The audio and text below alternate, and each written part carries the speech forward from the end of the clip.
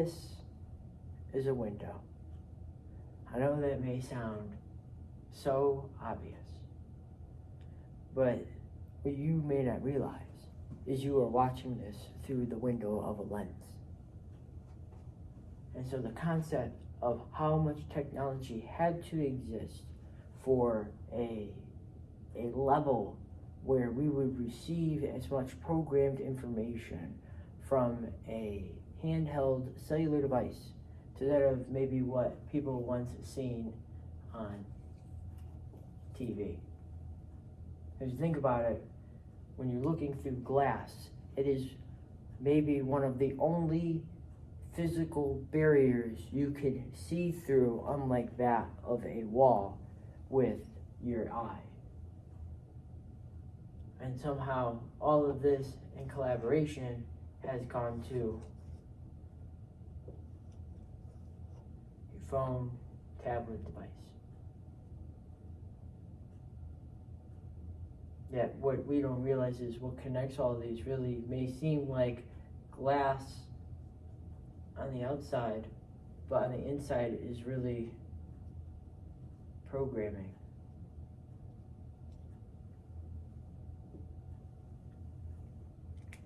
That's what you're receiving right now. This is programming with the use of internet. It's the most basic, authentic, real content possible of being shared with you guys. You know why?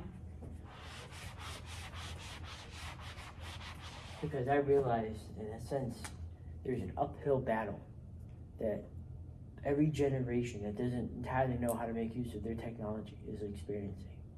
And they may be trying to figure out how do they make some more progress despite knowing that they may be in an uphill battle for them as well.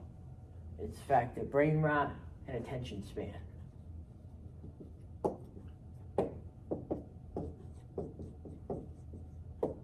One influences the other.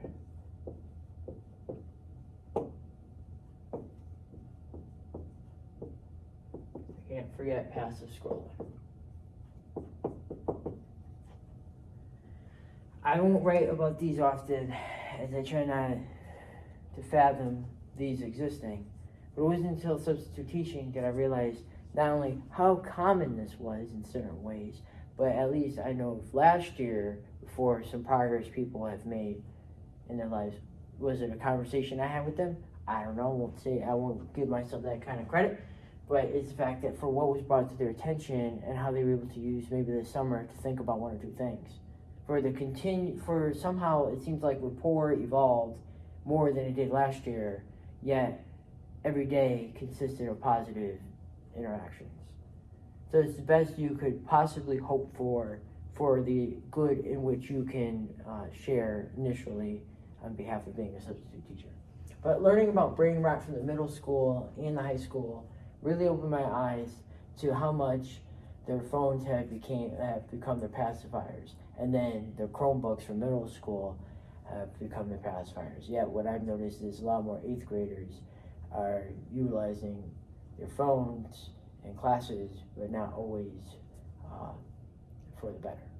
However, what's fascinating is to see a student use their phone to get access to their Gmail that would allow them to upload and check out Google Classroom from their phone. I think that's of a whole other level that we may gradually stumble upon as adults. I think that's gonna maybe be an influence to e-commerce.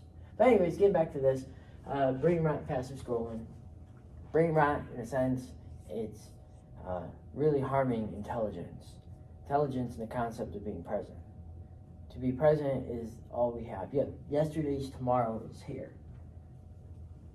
Since that's being of the case, it's only fair for us, as I shared in a video a few ago, attention span awareness, and just being more aware of that, and just understanding how much of our environment influences our psyche.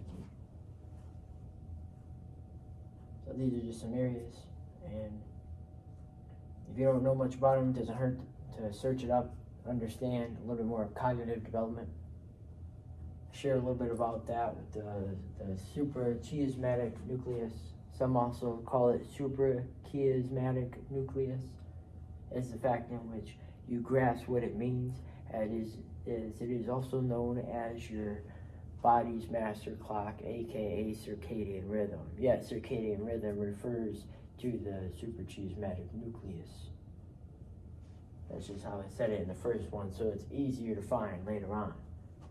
So whether you use either the or, that's completely up to you, but just know that those are part of what is called the hypothalamus that is located in your brain. That influences homeostasis. So that's in a sense of how you are living on whatever levels in terms of the way that you take care of yourself. That's why self-care is really so important. It's a concept of keeping up with certain things, making sure you eat enough to live, you drink enough water to live, you sleep a fair amount of hours, you shower, hygiene, like you take care of yourself to the degree where you give yourself a chance of having a really positive tomorrow. Because that's the best way about going forward into it, rather than taking life for granted because of how easy it is to waste time. And passive scrolling and brain rot are great examples of that. So just in recognition of this stuff, being aware of it, not allowing yourself to fall into that trap of letting life pass you by without you actually enjoying it.